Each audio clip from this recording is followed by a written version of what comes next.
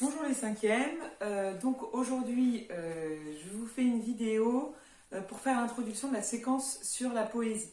Donc je vous ai demandé du travail à faire quotidiennement sur le recueil de Victor Hugo. Je vous rappelle que vous deviez en lire un par soir et prendre des notes au fur et à mesure. Donc vous allez voir apparaître ce qui doit être marqué dans votre cours. C'est-à-dire qu'on va commencer une séquence comme on fait en classe. Donc vous marquez bien. Et tout ce qui est écrit, c'est le minimum qui doit apparaître dans votre cours. D'accord? Alors juste avant qu'on commence, qu'on rentre dans le vif du sujet, je vous avoue, j'ai hésité à faire la séquence sur la poésie pendant cette période de confinement, puisque c'est une des séquences qui est la plus compliquée, d'accord? Parce que je sais que la poésie, ça ne vous parle pas forcément. J'ai hésité à inverser l'ordre des séquences et au final je me suis dit que c'était très bien que cette séquence de poésie tombe sur cette période de confinement, puisque en fait la poésie c'est un genre littéraire qui demande en fait beaucoup de temps et beaucoup de silence, donc je pense que vous êtes dans les conditions idéales.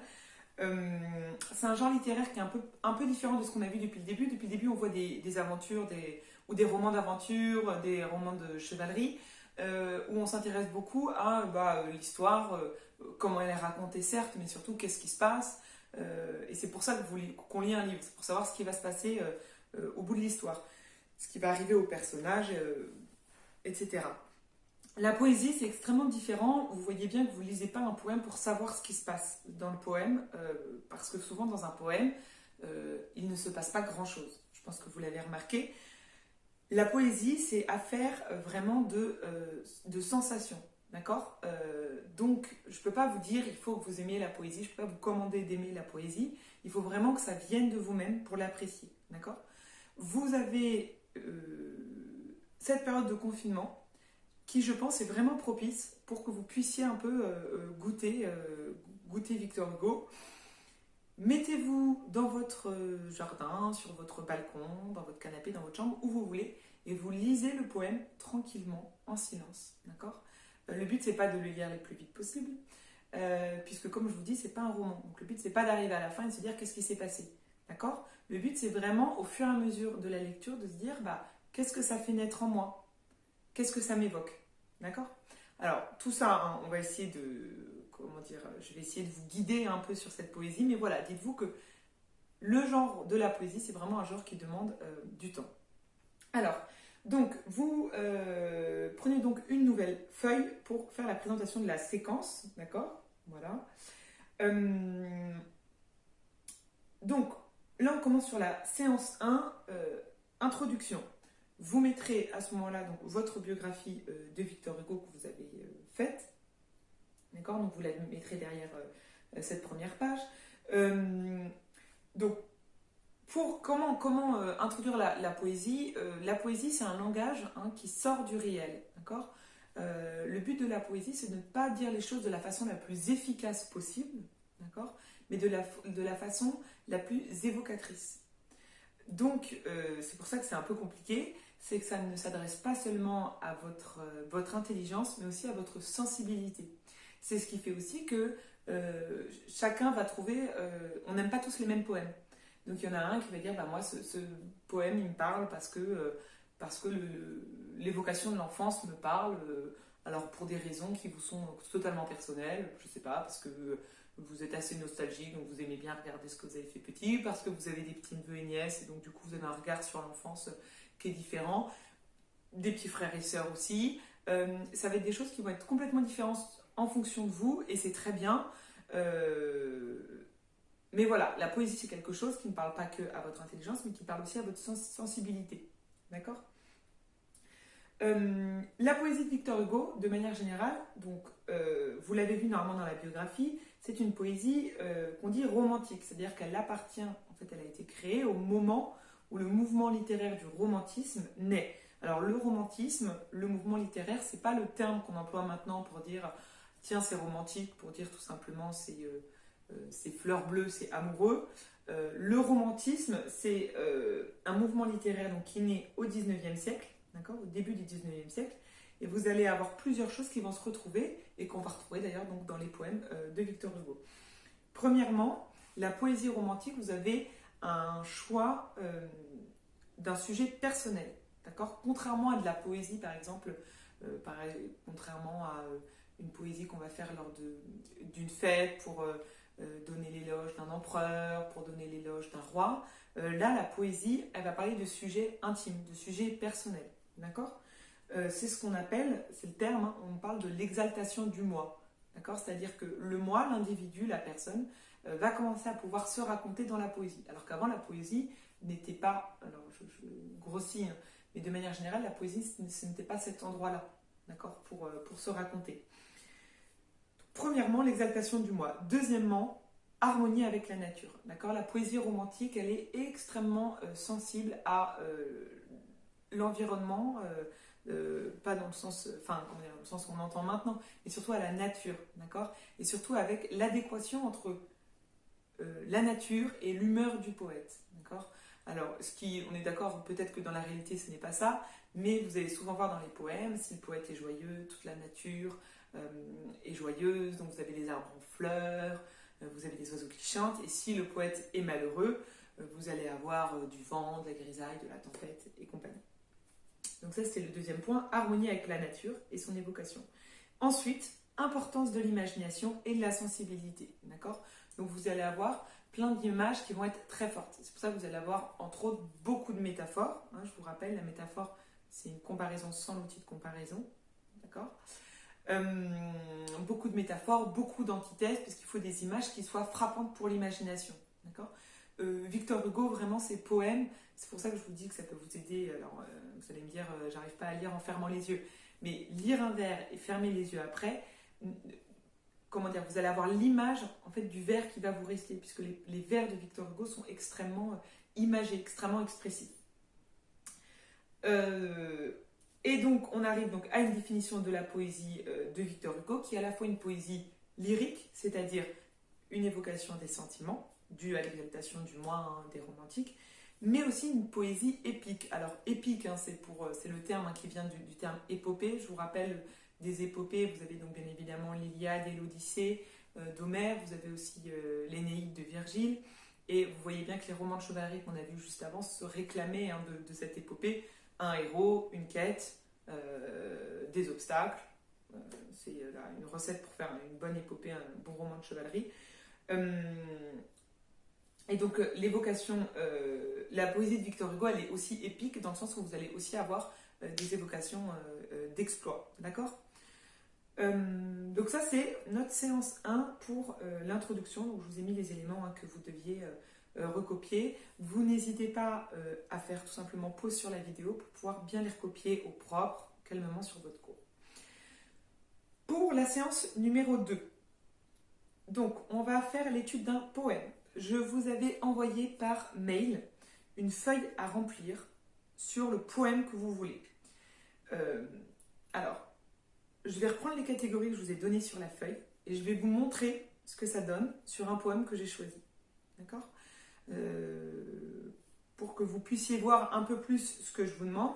Alors, pour la correction, vous réimprimez la feuille, tout simplement, et à chaque fois, vous remplissez avec les éléments que je vous donne. Vous gardez bien la feuille que vous avez remplie sur le poème que vous aviez choisi, et vous la gardez, je veux ces deux feuilles recto-verso dans une pochette plastique, d'accord ? Et vous la mettez après la biographie de Victor Hugo. Vous avez votre feuille de séquence, la biographie de Victor Hugo, et juste après, ces deux feuilles, je vous la montre, celle-là, d'accord ? Donc celle-là que vous allez remplir sur le poème qu'on va faire aujourd'hui, Demain dès l'aube, et au verso, vous me glissez votre feuille. Vous allez me dire, et si j'ai fait aussi Demain dès l'aube, c'est pas grave, vous me les mettez quand même recto-verso, parce que je veux pouvoir voir ce que vous avez fait tout seul. Alors, donc, j'ai décidé donc, de vous faire une première explication sur le poème Demain dès l'aube.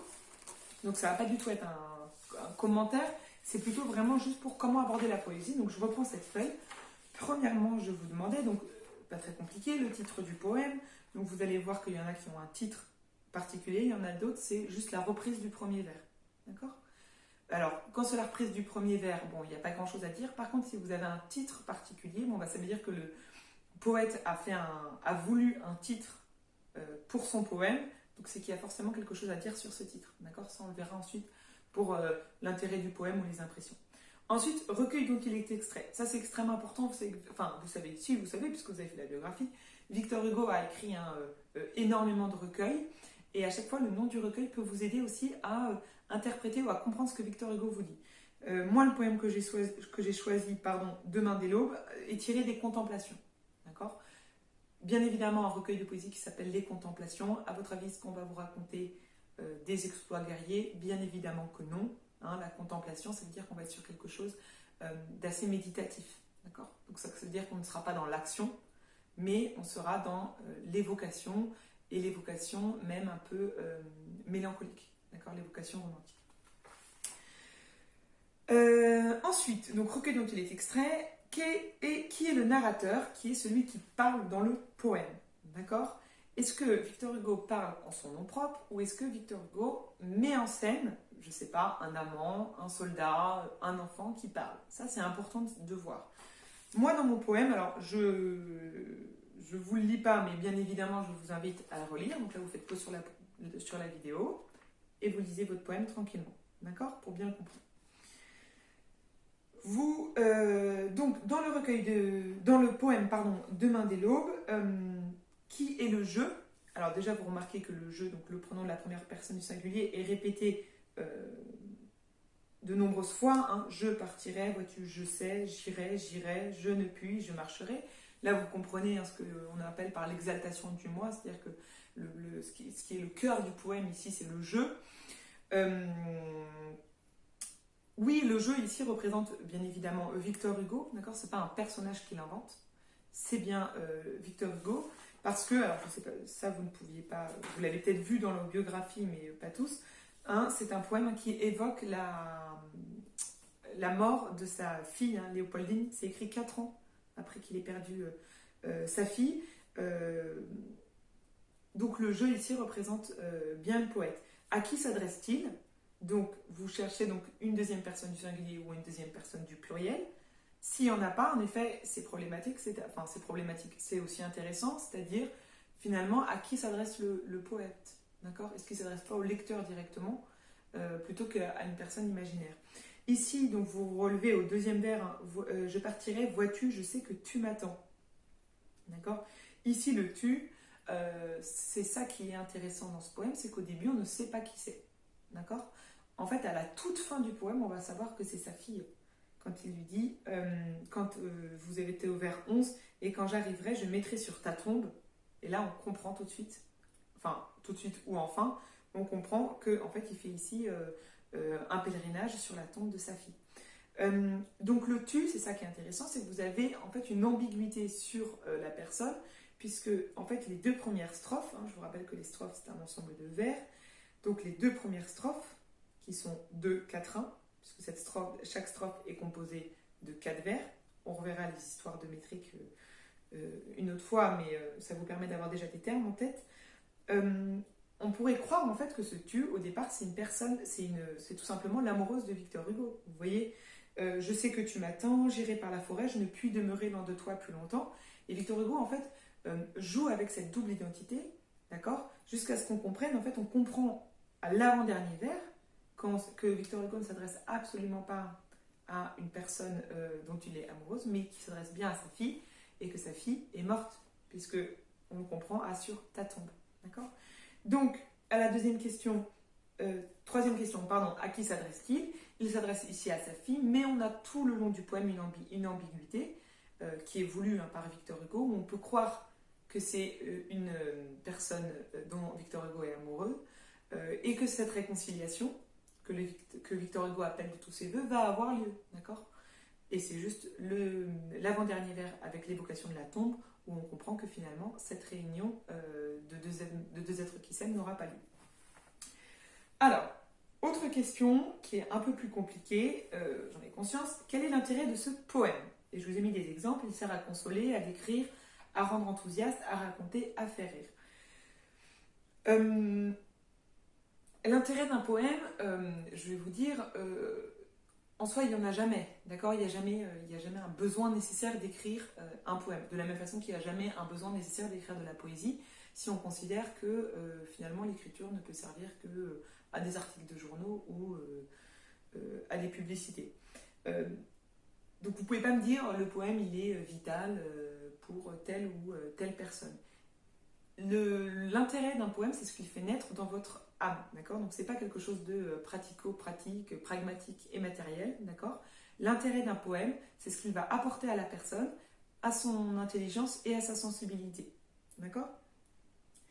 Alors, à votre avis, ici, en fait, l'intérêt de ce poème, il est double, d'accord? C'est-à-dire qu'on va avoir l'intérêt du poème pour celui qui l'écrit et l'intérêt du poème pour celui qui le lit, d'accord? À chaque fois, vous regardez les deux personnes.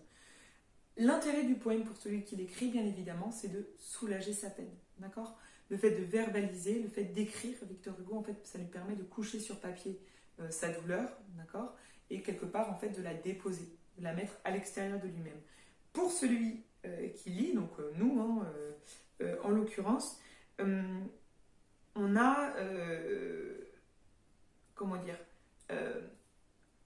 Victor Hugo, on est bien d'accord, il est tout seul hein, dans ce poème. Hein. Si vous regardez bien, vous avez des... Comment dire si vous regardez tous les adjectifs hein, qui le qualifient, seul, inconnu, triste. Et en fait, quelle est la seule personne qui est là avec lui? C'est nous. Et donc, ça fait naître, hein, je réponds aussi à moitié à la dernière question, quel sentiment fait-il naître en vous? Finalement, ça fait naître en nous de la compassion. D'accord? Pour cet homme si malheureux qui va sur la tombe de sa fille. Et en même temps, est-ce que... Alors, vous allez me dire que Victor Hugo ne vous fait pas pleurer, mais c'est pas grave, vous arriverez un jour à ce stade-là, mais ce poème, est-ce qu'à votre avis, il est fait pour faire pleurer le lecteur? Absolument pas, puisque c'est quand même quelque chose de très doux, bien que ça soit très triste. D'accord? Pourquoi c'est très doux? Entre autres, à cause de l'environnement de la nature. D'accord? Si vous regardez, vous avez bien le champ lexical de la nature, la campagne, la montagne, la forêt.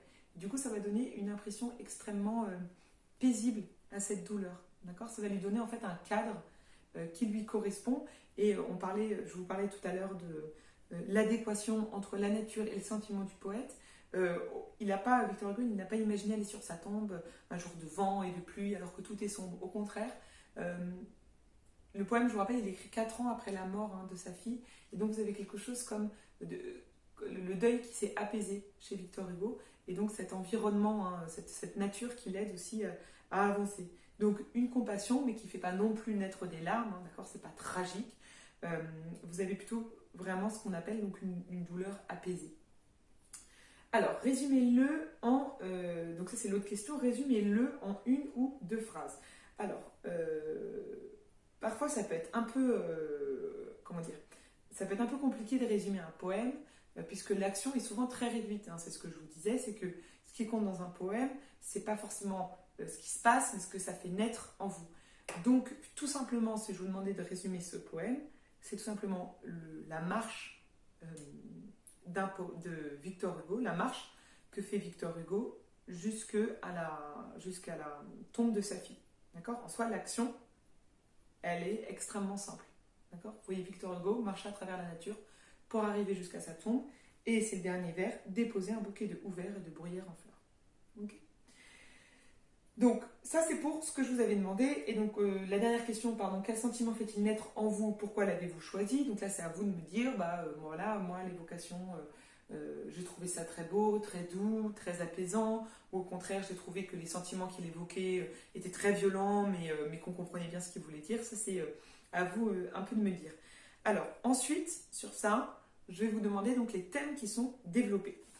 Alors, donc c'est une nouvelle catégorie hein, que j'ajoute par rapport à la feuille. Pour me donner les thèmes d'un poème, comment fait-on? Vous relevez les champs lexicaux. D'accord? Donc ici, par exemple, je vous en ai parlé tout à l'heure, on pourrait relever le champ lexical de la nature. D'accord? La campagne, la forêt, la montagne, le bouquet de houverts et la bruyère en fleurs. D'accord? Qui montre vraiment le cocon, dans quel cocon de nature Victor Hugo s'est mis. Ensuite, vous relevez les adjectifs qui sont associés à chaque personnage. Pareil, hein, ça je vous l'ai déjà dit dans le commentaire, mais je reprends. Par exemple, le poète, il est seul, inconnu, tout ce qu'il... seul, inconnu et triste, ça c'est pour les adjectifs qu'il qualifie lui, Mais on peut bien évidemment relever aussi les expressions, hein. Le dos courbé, les mains croisées. D'accord? Vous remarquez aussi, je vous fais juste quelques remarques stylistiques au passage, le dos courbé, les mains croisées, à chaque fois vous avez la même figure, comment dire, non, vous avez la même construction syntaxique. Vous avez un article, le ou les, le nom, dos ou main, et à chaque fois un participe passé employé comme adjectif. Courbé et croisé, d'accord? Quand vous avez à chaque fois cette même construction, on appelle ça un parallélisme, d'accord? Qu'est-ce que le parallélisme, qu'est-ce que le parallélisme va faire naître en vous? Tout simplement, ça va accentuer l'effet d'apaisement, d'accord? Puisque le parallélisme, c'est une figure qui est extrêmement structurée, et donc c'est quelque chose qui se répète, et donc vous avez un sentiment d'harmonie quand vous le lisez. Prenez en contradiction, quand vous avez une phrase qui est complètement déstructurée, en fait, vous vous en rendez peut-être pas compte quand vous le lisez, mais en fait, ça va faire naître en vous quelque chose de déstructuré aussi, et du coup quelque chose qui ne vous apaise pas, parce que vous savez bien que le principe de l'apaisement se trouve dans l'harmonie. Donc je vous ai dit de relever les champs lexicaux, les adjectifs associés à chaque personnage et aussi les expressions, hein, qui sont associées à chaque personnage. Vous pouvez aussi relever les types de verbes, d'accord? Est-ce que nous avons des verbes d'action? Est-ce que nous avons des verbes de pensée? Et vous pouvez aussi relever, et là c'est très bien, ça reprend ce qu'on a fait au début de l'année, les modes et les temps, d'accord? Par exemple, ici, c'est frappant, le temps qui est employé, c'est le futur, tout le temps, hein. Je partirai, j'irai, je marcherai, le jour pour moi sera comme la nuit, et du coup, comment vous pouvez m'analyser ce futur? Vous voyez bien qu'en fait, Victor Hugo est dans une projection, d'accord, de ce pèlerinage, qui l'apaise énormément, le fait de penser au fait qu'il va aller marcher et qu'il va aller se consoler auprès de sa tombe, cette projection l'apaise, d'accord? Je voulais aussi... Donc ça, non, ça c'est bon. Donc les champs lexicaux, les adjectifs associés à chaque personnage et les expressions, et les types de verbes, action, pensée, et donc le temps ou le mode des verbes, d'accord? Si vous avez des indicatifs, vous vous rappelez mode du réel, subjonctif, mode de l'irréel. Si vous avez des impératifs, bien évidemment, ça va montrer l'ordre ou la violence ou des choses comme ça, d'accord? Donc, à la fin de votre feuille, ici, pour vous rajouter une catégorie, vous rajoutez la catégorie thème, et donc vous mettez en dessous les catégories que je vous ai données, donc champs lexicaux, adjectifs associés à chaque personnage, les types de verbes et les temps, valeur des temps et des modes. D'accord? Voilà, alors je vous laisse donc bien corriger, donc prendre en note pour ce poème, corriger votre feuille, hein, par rapport à ce que j'ai dit, et à la fin de semaine, je relèverai du coup certaines feuilles. Si je ne vous demande pas explicitement votre travail, c'est très bien d'être zélé, mais ne me l'envoyez pas, d'accord? C'est moi qui décide quelle copie je récupère. Deuxièmement, vous vous rappelez que vous avez un test vendredi, d'accord? À peu près vers 10h. Donc j'essaierai d'être derrière l'ordinateur pour vous répondre si par mail vous avez du mal à vous connecter. Pour ceux qui n'ont pas leur recueil, vous avez vu qu'il y a eu un problème avec le cloud qui a été vidé par École Directe, qui devrait être résolu en fin de semaine. Alors, donc demain dès l'aube, ça vous pouvez le trouver sur internet sans problème. Sinon, je vous mettrai pas mal de poèmes de Victor Hugo sur le cloud quand ça sera rétabli. Mais je sais très bien les élèves qui n'ont pas leur recueil. Dans ces cas-là, eux, je leur demanderai pas le travail en fin de semaine, ne vous inquiétez pas. Voilà, j'espère que vous allez tous bien, que vous vous portez bien, ainsi que vos proches. Les premiers travaux que j'ai récupérés sont bien faits. Sont construits, donc ça c'est très très bien. Je vous encourage, ne perdez pas votre temps. J'espère que les journées ne sont pas trop longues, que vous n'avez pas trop de travail non plus, mais je sais que nous veillons à ça. Je vous préviens juste, hein, que vous avez votre conseil de classe qui donc dans 2 jours. Voilà. Si par rapport au conseil de classe vous avez des remarques à faire, vous n'hésitez pas. Je vous souhaite plein de courage et à bientôt.